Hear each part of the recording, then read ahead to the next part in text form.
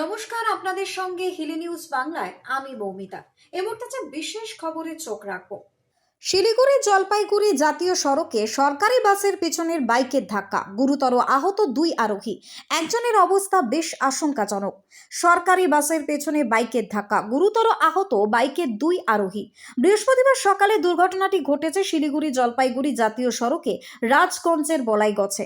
স্থানীয়দের সহযোগিতায় দুজনকে উদ্ধার করে হাসপাতালে পাঠানো হয়েছে। স্থানীয় সূত্রে জানা গিয়েছে, বলাইগছে কলেজ মোড়ে সব ধরনের বাসের স্টপেজ রয়েছে।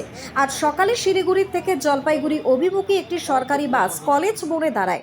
সেই সময় পিছন থেকে আসা একটি বাইক সজোরে ওই বাসের পিছনে ধাক্কা মারে। এতে বাইকে থাকা দুই আরোহী গুরুতরভাবে আহত হয়ে পড়েন।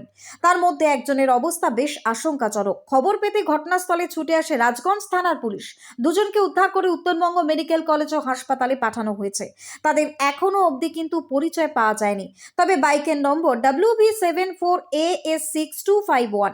বাস এবং বাইক নিজেদের হেফাজতে নিয়ে ঘটনার তদন্ত শুরু করেছে রাজগঞ্জ থানার পুলিশ। থেকে জলপাইগুড়ি মুখী ছিল, তো এইখানটা হয়তো প্যাসেঞ্জার নামাবে বা প্যাসেঞ্জার উঠাবে বলে ওইখানটা এমনভাবে ব্রেক করছিল, পিছন থেকে একটা বাইক আসছিল, সে এসে পিছনে মারছিল। মারার পরে তো দুজনের অবস্থা আশঙ্কাজনক হিসাবে ওদেরকে হসপিটালে পাঠানো হলো আর কি।